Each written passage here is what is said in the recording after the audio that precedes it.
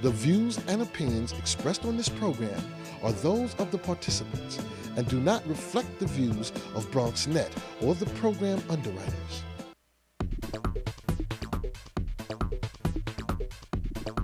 BronxNet.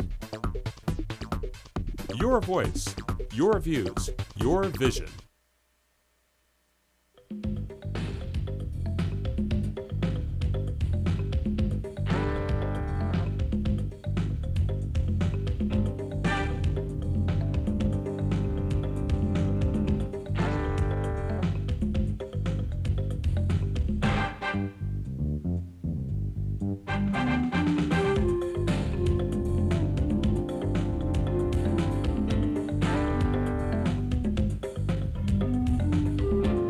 Good evening and welcome to BronxTalk, now in its 17th year, one of New York's longest running weekly talk shows. Because of the holiday, we're on tape tonight, so no phone calls. As usual, though, you can email questions or comments to us at bronxtalk@hotmail.com, and we'll read those on the air during a future edition of our show. Not a lot needed by way of introductions. Very simple. Tonight's guest grew up in the Bronx, has a long-standing Bronx business, Freilich Jewelers on 204th Street, the longest running jewelry store in the Bronx.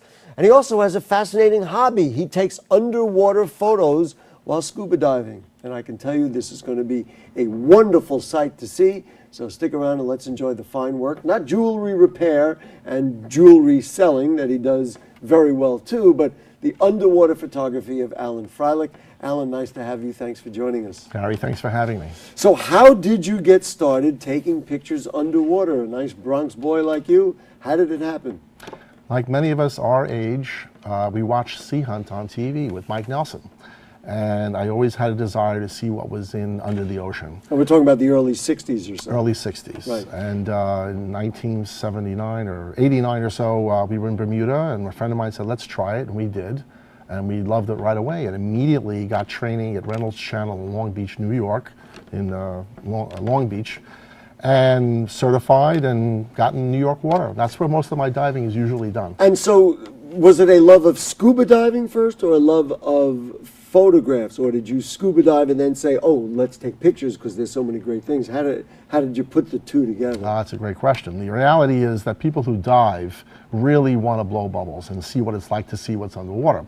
After you do 30, 40 dives, you find something else to do. In New York, it would be treasure hunting or looking at the wrecks or finding some other things and just trying to find lost bodies, for instance, which nobody ever finds. Happily. Or, happily, very happily. Or you decide to take photographs. And my initial delving into photography was with a simple camera in a small, inexpensive housing just to try it.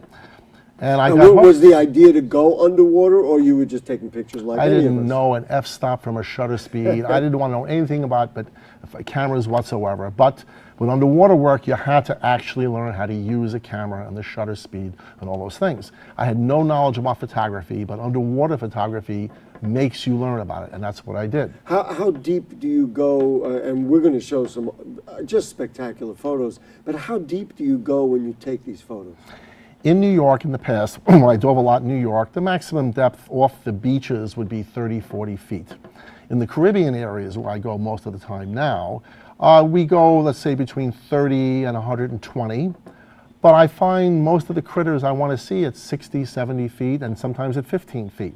So depth isn't an issue, and you can do it without scuba gear, without a breathing apparatus, but it's simply much easier when you have a larger camera situation to be able to stay on the bottom and get the creature to get used to you and then take a photograph than trying to hold your breath. You just said that maybe you could go under without a breathing apparatus. I can't imagine diving 30 feet without a breathing apparatus. Oh, neither can I, but some people who can do it. There are spear fishermen, but not me. No, not me. And you know, do you see only beautiful things, or do you sometimes you see old tires and who knows what else, and garbage and other things, which probably makes you not feel so great when you see it? In New York, out of Rockaway or any of the dive boats, there is garbage. There is. There's tires, there's batteries, but there's also beautiful fish, because in the summertime, the Gulf Stream bends up towards New York, and we do get tiny little baby fish that you would see in Florida and the Caribbean. They come up to New York, getting full size around September or so, where the temperature of the water is the warmest of the entire year. In the Caribbean, of course, there is no, I mean, I've never seen garbage in the Caribbean. It's always protected by the islands. Their laws are very strict, generally speaking, the last 20, 30 years. So they keep their reefs pristine, without garbage. There's heavy fines. They don't allow boats to dump garbage overboard at all. Last question before we're going to show some pictures. Do you research the areas very well, or is it really just a matter of saying, well, I don't know, let's go out here a half mile into the ocean and dive? Or do you pretty much know areas that you think will be different? In the case of New York and the Caribbean, we choose a location based on my friends and I that we can get in on the shore. So we're not restricted to a dive boat's schedule. So at 3 in the morning or 9 o'clock at night, we can go into the water on our own. In New York, you're completely fastened by the tide schedule. There are 4 tides in a day, high tide, low tide, and then repeated high tide, low tide. And you have to dive with the tide or the water currents will pull you uncomfortably. So you have to dive what's called slack tide. And that's governed specifically by time. As far as locations are concerned, for a New Yorker, a Bronx boy like me, I did a lot of City Island diving. There's beautiful diving. There are dive boats right out of City Island. And how far off is City Island? See, I said one more question. I got 50. How far off is City Island do you have to go to make it worth your while so you can On a dive boat, it's 5 minutes.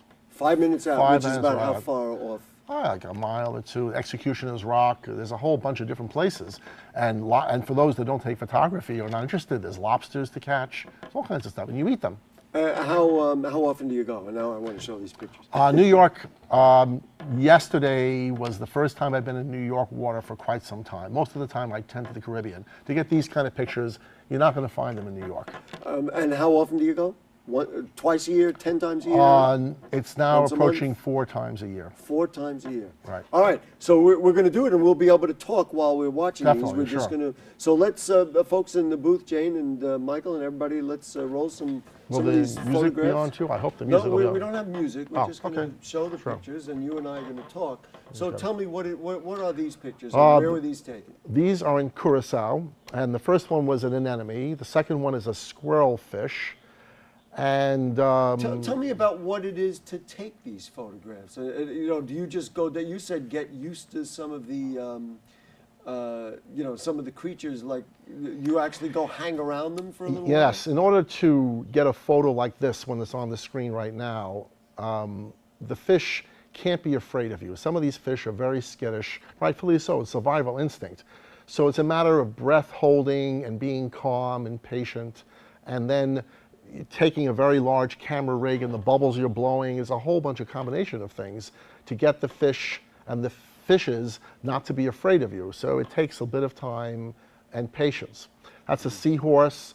There's several of those. And about how long does it take you to go down there and then feel like you're in a situation where you can start taking pictures like the ones we, in other words, like there, do you go down and say, all right, 5 minutes, I guess we're okay? Or do you have a feel for it? I mean, how do you know when you can get the fish there?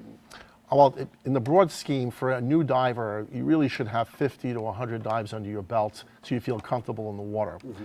In terms of operating a camera. Oh, I meant in terms of what we were just talking about, in terms of getting the fish comfortable, that while you're down there, do you wait a long time? I mean, you got to kind of like, all right. I find. Are you guys all right? We're ready.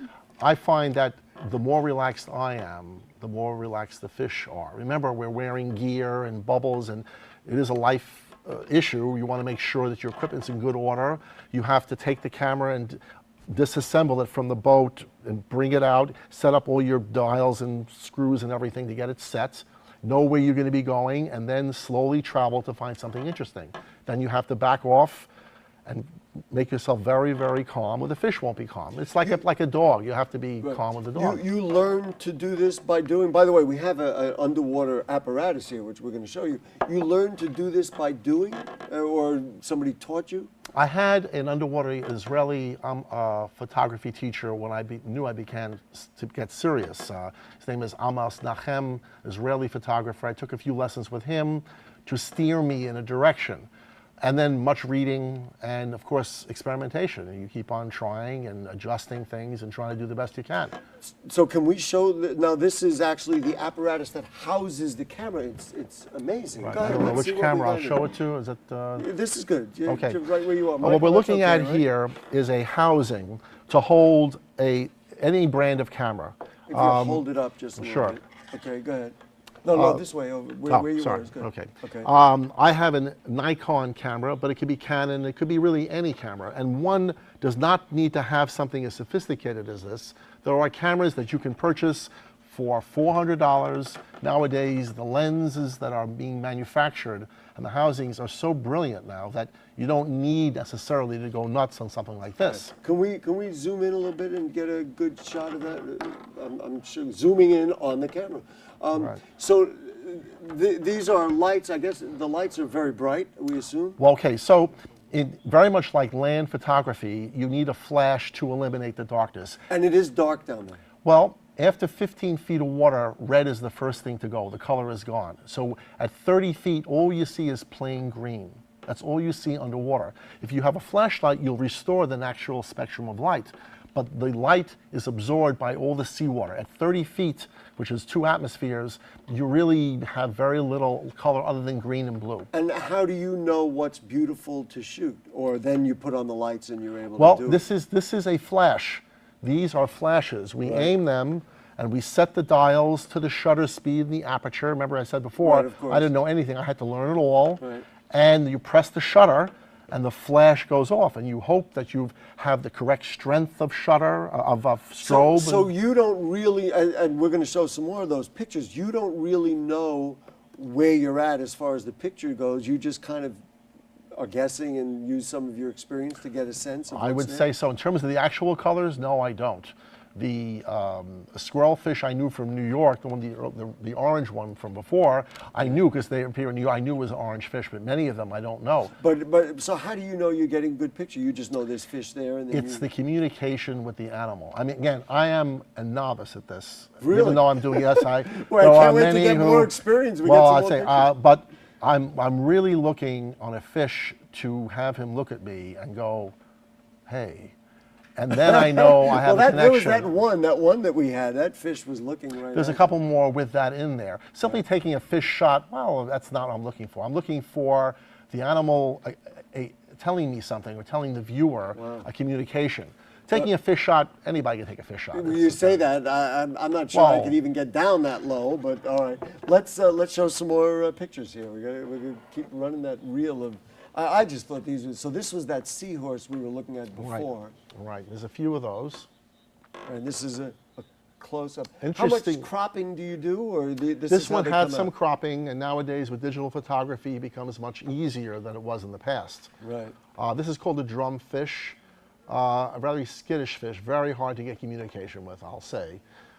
And so so when you say communication, do you communicate with it in any way, shape, or form? Well, what I meant is the connection where he is communicating to you, where you feel something that he or she, whatever it is. Like here's one looking at you. This saying, is one where this is a damselfish, and definitely he's very territorial in saying, "What are you doing here?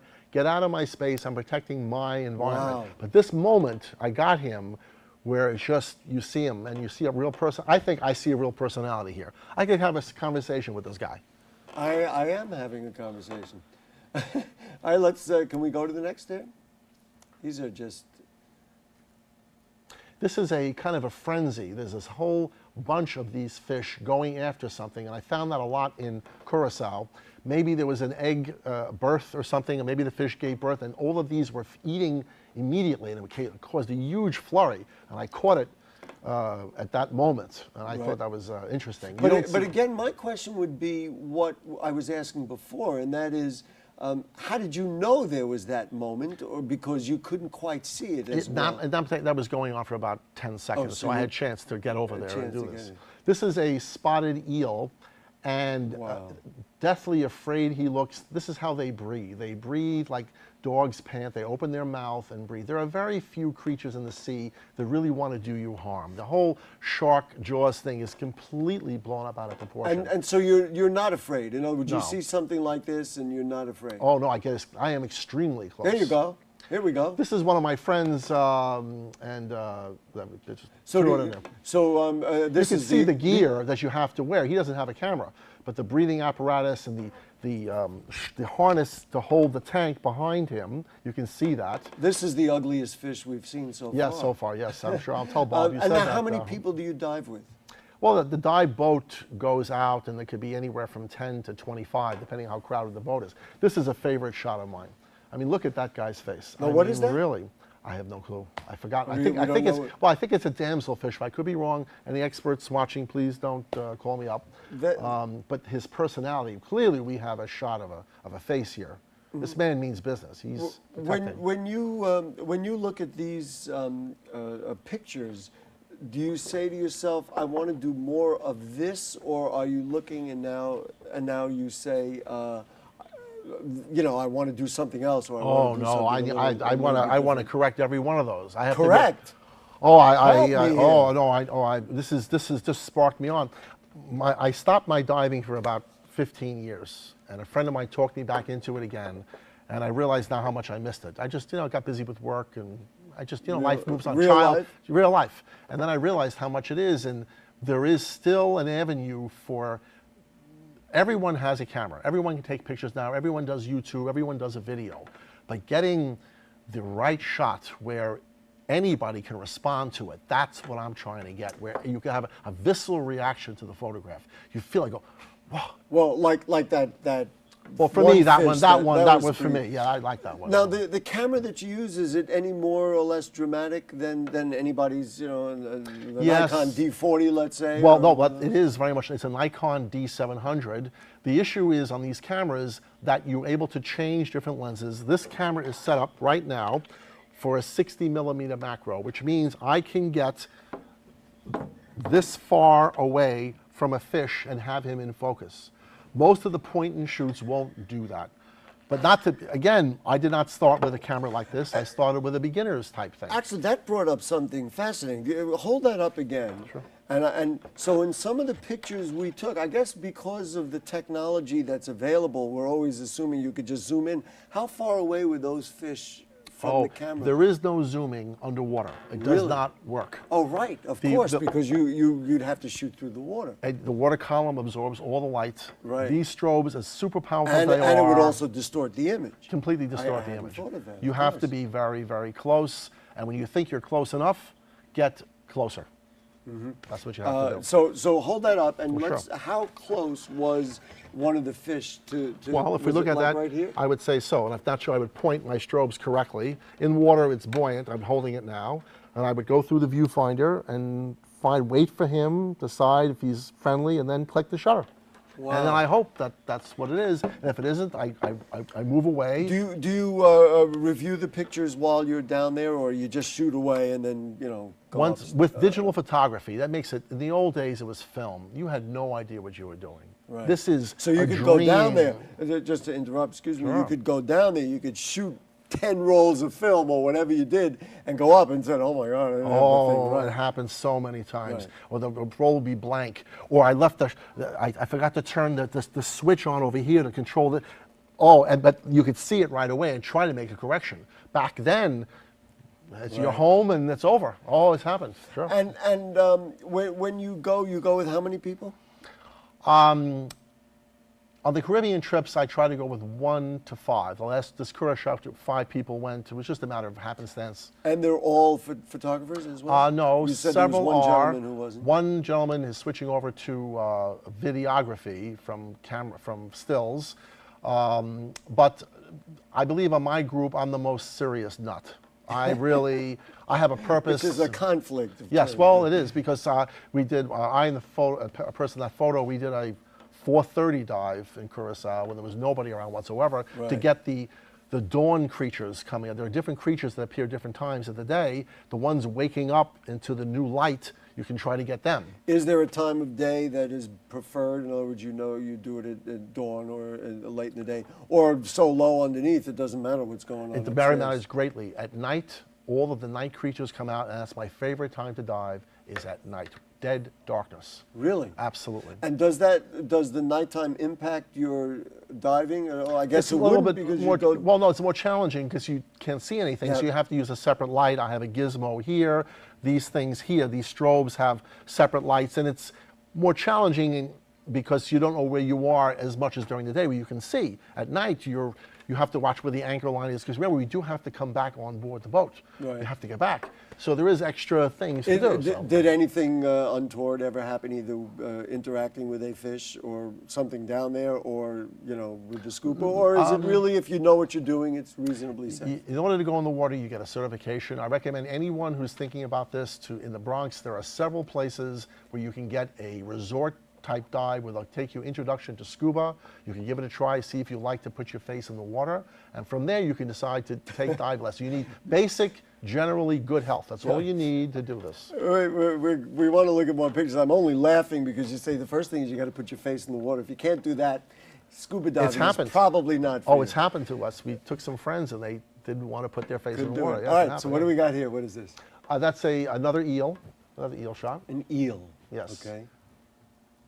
And let's keep it rolling here. A side view of the eel with his mouth closed. I guess he took his breath. And that's coral all around? All coral, all around.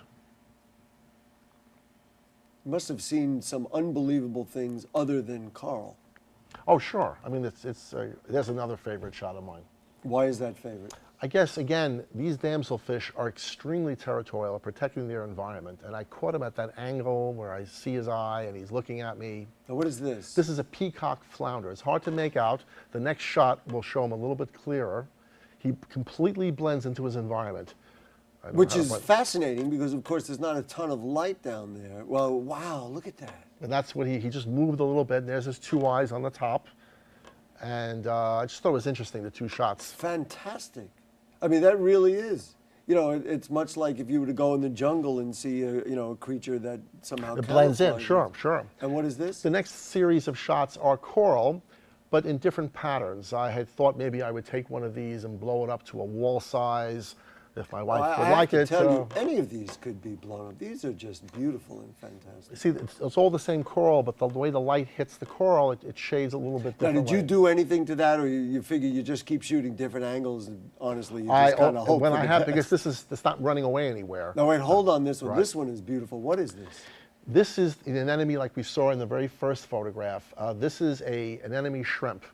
And inside almost every anemone, there is Enemy, E-N-E? Anemone. A-N-E-M-O-N-E.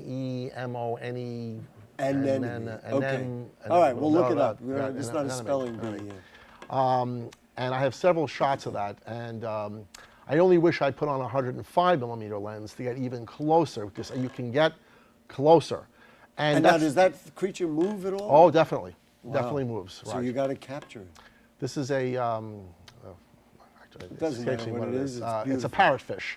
This is very interesting. The parrotfish eats the hard coral and defecates sand. I'm so pleased you told me that. Well, it's something to know. When I see it live, it's a wonderful thing to see. This is a series of Christmas tree worms that I took at a certain angle, and the colors were just beautiful on that particular shot. Wow, look at this. This is almost like a fish within a fish. This is a French angel, quite common in the Caribbean. Usually travel in pairs. Are there some islands better than other islands to shoot some of these? For me, it's really a matter of accessibility to shore diving. The Caribbean water is basically the same. Unfortunately, there's been a lot of fishing in some of the countries. So when you say accessibility to the shore, what do you mean? That I can go anytime I want to get in the water. I have to wait for dive boats with 21 people on. I can go by myself, which we don't do, but 2 people can go in and just dive on their own. Right. All right, let's run out all the rest of the pictures here. This is a large lobster. I was about to say. Unlike the main lobster that has front claws, this one doesn't have claws in the back. Another angle of another anemone. You'll notice the tips on this one have a different, little bit of yellow color as opposed to the purple. Wow, what is that? That's a great question. I think it's called a sandfish. Doesn't matter. But again, don't please write in. I'm not 100% sure. These are tunicates. We'll stop into the store. Stop into Freilich Jewelers and chat. Another picture of banded coral shrimp. I could see, you know, it's interesting. When you said it at first, I said, oh, who cares about getting closer? But I could see how you might want to get a little closer to that and get a better shot. All right, we're going to have to start wrapping it up. Right. Alan, when are you going next? Bucket list, the movie Bucket List. The bucket list is going to be Wakatobi, which is the other side of the earth, Sulawesi, Indonesia. And, you know, Jane had asked me before, do you ever shoot video? And you had mentioned somebody, you just like the idea of the stills. You could shoot video, it might be interesting. Not on my, I could, but I'm one thing to master. Right. Maybe when I'm 82, I'll have mastered it. Maybe. We just put the website for Freilich Jewelers. Let me tell you something. He's great as a jeweler as well. And we should have brought him in to show some of the stuff from the store. Alan, such a pleasure to have you, and something so different. I mean, people make assumptions about the Bronx and Bronx people. Who knew? Who knew? Right. But right. So visit Freilich Jewelers and stop in and tell Al that you saw his pictures. And I hope you'll come back maybe next year and let's make it an annual thing. You show us the next round. I'd love to. Alan Freilich, underwater photographer, thank you so much. Thank you. Folks, if you have comments or questions, and I can't imagine you have a comment other than, wow, that was amazing, on anything you heard or saw on tonight's show or anything going on in the Bronx, then email them to us at bronxtalk@hotmail.com, and we'll read those on the air during a future edition of our program. Archives of Bronx Talk are available at bronxnet.org. You click Bronx Talk on the right-hand navigation bar, and that's if you want to show your mom or your daughter or your sister or your brother or your husband or your wife these incredible photos. You go on to bronxnet.org, you look for Bronx Talk, and then by tomorrow you'll be able to see everything that we showed. Next week, back to our normal stuff. We talk with Kingsbridge Armory Task Force members about their recently released report on the Armory. Very fascinating there for a whole different reason. Bronx Talk, 9 p.m. Monday nights here on BronxNet. Thanks to Jane Folloro, Michael Arias, to Dina, and all the other folks who helped get the pictures up there, and to our cast of thousands around us and here in the booth. And to you, good night.